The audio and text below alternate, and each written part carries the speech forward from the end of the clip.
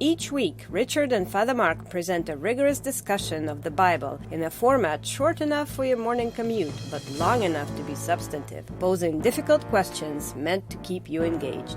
Over 24,000 episodes are downloaded each month at no charge. Please consider marking your level of support with a one-time donation or by pledging a small amount per episode. To learn more, please visit patreon.com/Bible. That's patreon.com/Bible. Thank you. Hi, this is Father Mark Boulos with the Bible as Literature podcast. For as long as religion has been around, people have come forward with a single destructive question. Oh, religious leader, what does our religion say, or what does our religious leader say about X? One way or another, people eventually find someone who can provide clarity on issue X. Then everybody gives a big sigh of relief until someone comes along with a different opinion about said issue X. By now, I'm sure our podcast listeners are asking the real question, namely, how does St. Paul solve the question of issue X? Well, he explains, I think the answer is X. But then again, I think the answer is Y. But then again, it could be X. But then again, if it's not, or if maybe it is, now keep in mind, this is just my opinion, but I think Y is also fine, so long as you keep your priorities straight.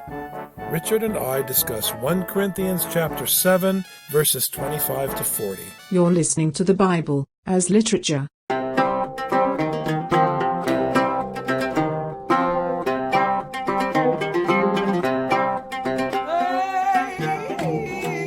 Hi, this is Father Mark Boulos. And this is Dr. Richard Benton. And you are listening to episode 109 of the Bible as Literature podcast. So we've been working through 1 Corinthians, and it occurred to me that there might be a way of explaining the tension in Paul's letter. What exactly is going on with love? And what is happening with the community and the gospel and prioritization? These are all concepts that Father Mark and I have been discussing because we're trying to figure out the geography, the topography of Paul's argument. And when we talk about love, we don't talk about love the way that the culture talks about love. And this is something we just have to keep emphasizing time and time again. Love cannot be understood without submission and the cross. Every time that you are to love, you are supposed to submit. How are you supposed to submit? The way that Jesus submitted to his Father. This is what it means to follow the law of love. It has nothing to do with Valentine's. It has nothing to do with roses are red. Or feelings. And feelings. There's nothing like this. And the cross functions to shame you, to prove to you every time you look at the cross that you have not yet submitted. You have not loved to the extent that Jesus loved. And so the cross is a shame that puts you to shame because you have not yet loved. And this is what Paul is emphasizing in this chapter, that if you are going to follow the gospel, if your priorities are correct, then you're going to be loving this way. But if you're not loving this way, it's because your priorities are not correct. You still think you have a little bit of wiggle room. But guess what? Jesus had no wiggle room on the cross. The way to capture what you're saying is to go back to the foundation of Pauline pedagogy. Culturally, we like to talk about love in abstraction. We deal with love as a philosophical concept, but what Paul does in his letters, certainly in 1 Corinthians, but elsewhere, is he demonstrates the function of love with power. He doesn't just say, well, it's all about love, let's go home now. He presents to you the cross, as you were just saying, and then takes you step by step through this lengthy, methodical, ruthless argument that demonstrates to you what love is by putting you down, by putting you in the position of someone who loves, despite yourself. If Paul were to talk about love philosophically and say we have this concept love and at the end God is love and it's all about love, if he were to talk that way in his letters, everyone would walk away worshiping their projection, their idol of what love is or what it means to them, philosophically, theologically, whatever. And they would all be satisfied in their own heart. But that's not what he does. What he does is what a rowing coach does at college. He says, okay, you sit in position 1 in the boat, you sit in position 2, you sit in position 3, etc. Everybody take your oar. You move your arm this way, and then you pull. But Paul, I thought we were here to talk about love. No, we're here to row the boat. But I don't want to be in position 2. I want to be in position 1. It's not your place to debate what your status is. And if you keep talking that way, I'm going to put you in a worse position in the boat, and so forth and so on. So at that point, he is making the discipline of the instruction of how to row the priority pedagogically. Yet, we all know the real priority is the cross and the love of the cross. But he can't just talk about the love of the cross as a concept. He has to demonstrate it in power. This is the tension in the letter between the sophist and the rabbi. The sophist is interested in concepts and words of wisdom and elegant ideas. The rabbi is interested in showing you the power of love by making you row until your arms fall off. That's the key. And here Paul is acting as your coach and whipping you and training you so that no matter what's going on in your head, your muscle memory by the end of the letter will know what love is. Right. The community cannot move ahead unless everyone is rowing. And instead of row, Paul is saying love, love, love, love. And my arms are tired. Well, you're out of sequence. If you're loving out of sequence, it means, 1, you're not listening to me. You're rowing, you're loving the way you think you should. And guess what? The whole boat is going to go askew if you don't love in submission in the way that I'm telling you to love. It's very prescriptive. After Pascha, I had done obviously a lot of preaching during the Lenten season. I went to take my kids to swimming practice. And I saw my daughter, who must have been 6 or 7 at the time, my oldest, so this was a few years back. I saw her struggling in the water, and her coach was there, helping her, showing her how to move her legs and her arms, how to position her body. And I saw the word coach on the back of his jacket.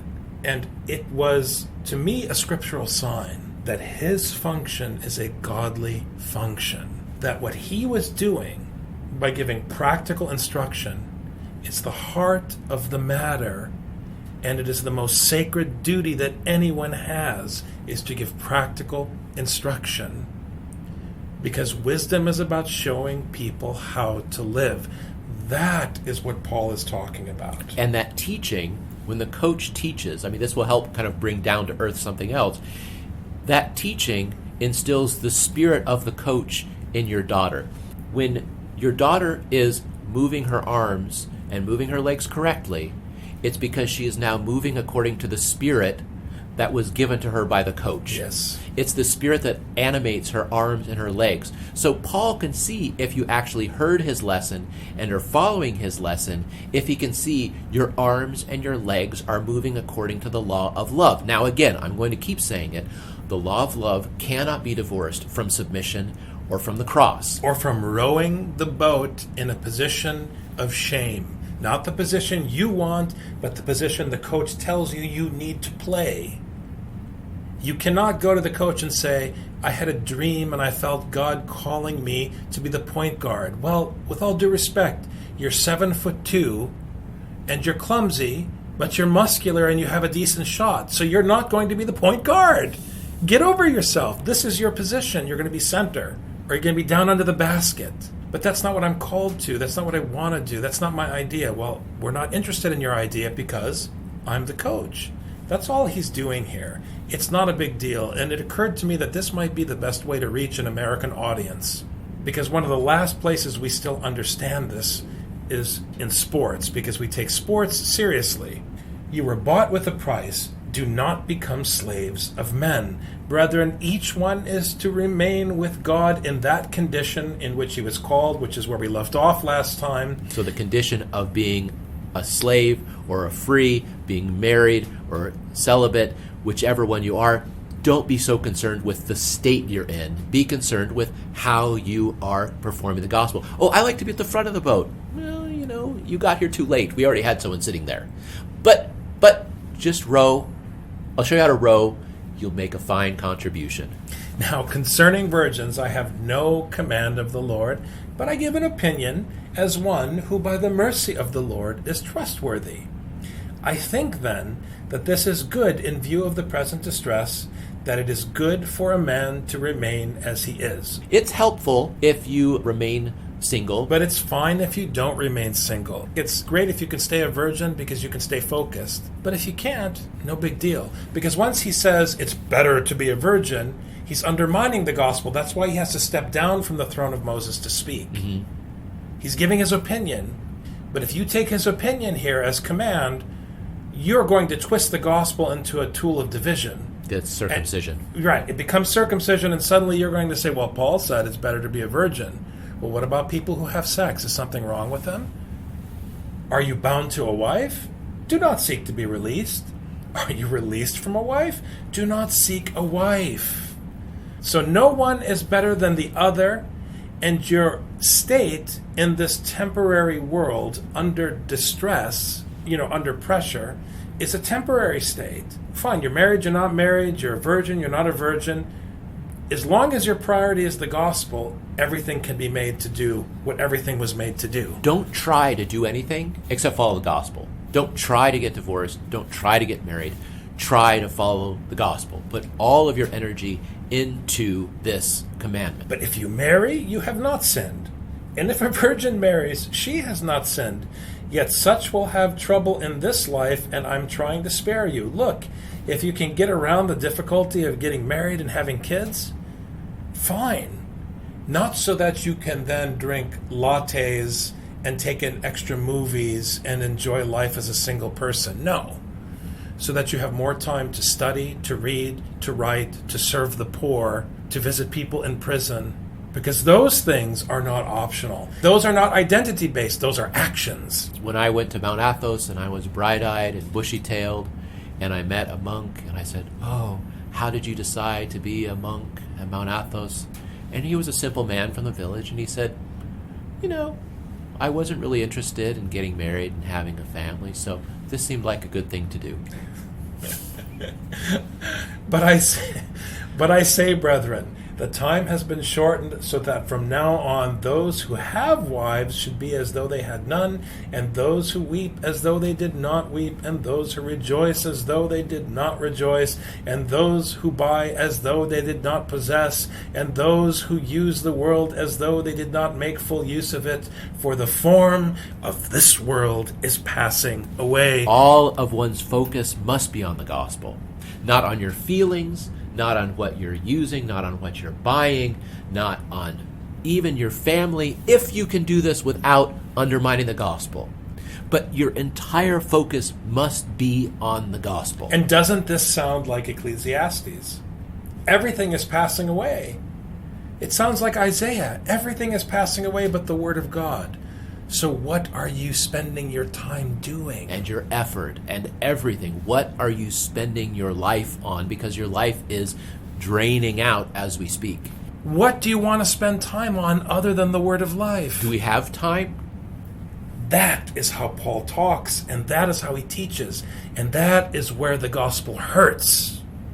When you come from a tradition that prides itself on artwork and music. And Paul is saying, with all due respect, we're here to talk about the death of Jesus Christ. You lose the sense of urgency when your focus isn't 100% on the gospel, when your priorities are not straight. For the form of this world is passing away. But I want you to be free from concern.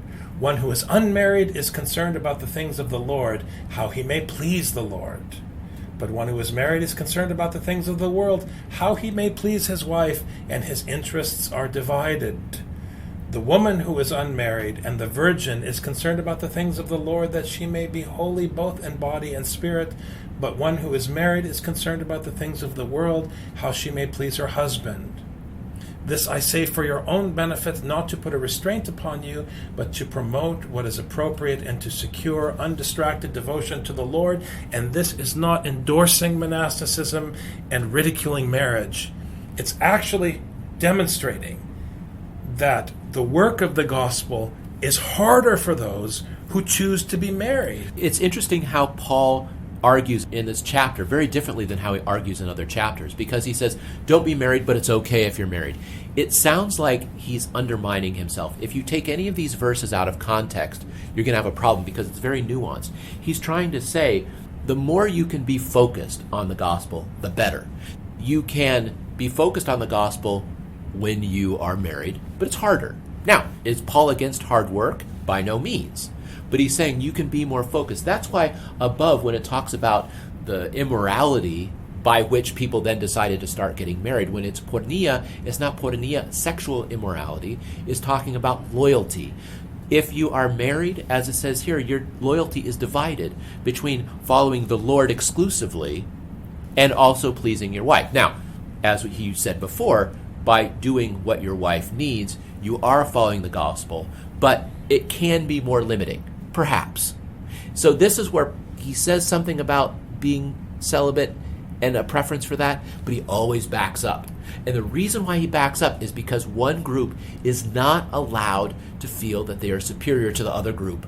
The celibates are not allowed to be superior to the marrieds, and the marrieds are not allowed to be superior to the celibates because it will undermine the community. Which is why this argument is so beautiful, because it implies, as I said on the one hand, that it's harder to follow the gospel as a married person, but at the same time it questions the loyalty of the married person. So just as the celibate one cannot say monasticism or celibacy is better, the married one can't say that either. They can't say their choice is better.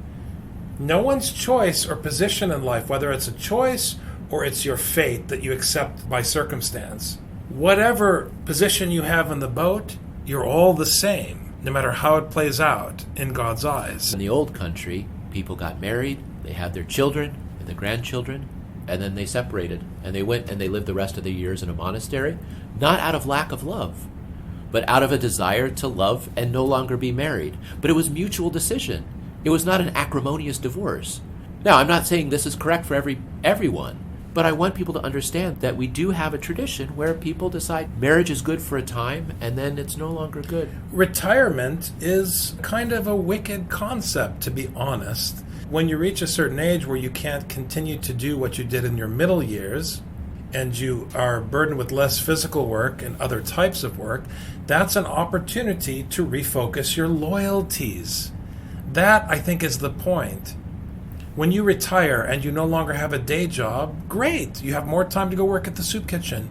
You have more time to study scripture. You have more time to visit those who are sick or whatever. That's the point. If your priority is correct, whatever state you find yourself in, you will realign your behavior correctly in your situation. In the old country and traditional societies, the one who's retired, who's no longer able to work, is the one who has the most wisdom. So, in fact, you have a duty to teach once you have finished your physical working life. But if any man thinks that he is acting unbecomingly toward his virgin daughter, if she is past her youth, and if it must be so, let him do what he wishes. He does not sin. Let her marry. Here Paul is being deferential towards a young woman in a man's charge in a patriarchal society. He is showing the one who has custodianship for this young virgin, let her live her life. Don't ever take what I'm saying about virginity and make it a mechanism of your power to glory in the flesh of a young virgin woman. Because maybe she wants to get married, maybe she wants to live life. It's not your place to get in her way. When you're the head of the house, you have a certain authority that you are expected to act upon. In this case here, he's saying you can't use your power as the father to impose virginity. Because if you're imposing virginity, it would be that you're assuming one state over the other, which you're not allowed to do, because he's saying neither state is better. The gospel does not teach virginity, and the gospel does not teach marriage. The gospel teaches loyalty to the gospel, which is difficult because it's loyalty to a teaching that undermines you personally. So heaven forbid, this is what Paul is saying, heaven forbid you take anything I say as if it were the word of Apollo versus the word of Paul as he was talking in the early chapter, and use it to cause division. So I'm making absolutely certain you don't do that. But he who stands firm in his heart, being under no constraint, but has authority over his own will, and has decided this in his own heart, to keep his own virgin daughter, he will do well. So at the same time, if in a particular situation, according to conscience, a father sees the need to protect his daughter's virginity and to keep her in his household, it's up to God to judge. So he's telling you don't lord your authority, but he's saying at the same time you can't be sure that when someone keeps his daughter that he's lording his authority. It's beautiful. Paul is repeatedly playing both sides. So then both he who gives his own virgin daughter in marriage does well, and he who does not give her in marriage will do better. Isn't that interesting? Better in the sense that now his daughter can focus on the gospel, but not better if you think your daughter should focus on the gospel and you deny her love. You don't have a right to do that. And this is, of course, tricky when you're one in authority and you're commanded to submit. How do you exercise authority in submission? This is why the judgment all throughout Scripture is much heavier in judgment against leaders. Because they have this responsibility not to second-guess themselves. It's not about second-guessing. You have no right to second-guess yourself as a leader. Because there's only one decision, which is that you are wrong. And once you lead on the basis of that premise, you lead with power from a position of being wrong, because the power you wield is the wisdom of God's instruction. Because a priest speaking to a father in the parish who's agonizing over his children has only one responsibility: to speak with absolute patriarchal authority the word of the cross, which is to undermine the father in his relationship with his children so that he wouldn't mistreat them. Very simple. It's not about figuring out what the father should do and what's right and what's wrong per se. It's about undermining the father so that he wouldn't stumble over his own self-righteousness in his dealing with his children. A wife is bound as long as her husband lives, but if her husband is dead, she is free to be married to whom she wishes, only in the Lord. In other words, do whatever. Be single, be married, remarry, as long as it is in the Lord, meaning in service of the Lord's wisdom. Everything is under control. Widows can get married. I'm not saying that they should remain single. But in my opinion, when Paul keeps talking this way, it's almost as though he's training you to differentiate between your opinion and what is authoritative. Your opinion in Jerusalem is that circumcision is wonderful. Your opinion is that you like long liturgies. Your opinion is you prefer this iconographic style or whatever. That's fine. There's nothing wrong with it. Let people be. You have only to love people. That's difficult. People don't want to hear that. They want to hear that their way of doing things is right and the others are wrong. You're not going to find that here. You have to differentiate between human opinion and divine authority. That's what's happening in chapter 7. With Paul, there's two priorities. There's number one, which is love. There's number two, which is everything else. But in my opinion, she is happier if she remains as she is. And I think that I also have the Spirit of God. Meaning that he is able to manifest the teaching and teach what God is teaching. But don't latch on to what I'm saying as your ontological truth, because then we're back to square one. Somebody saying, I am for Paul or I am for Apollos. And let's not think that Paul is all about making sure everyone's happy. That's not what he's saying here. I'm sure that's not the case. Thanks very much, Dr. Thank you, Father.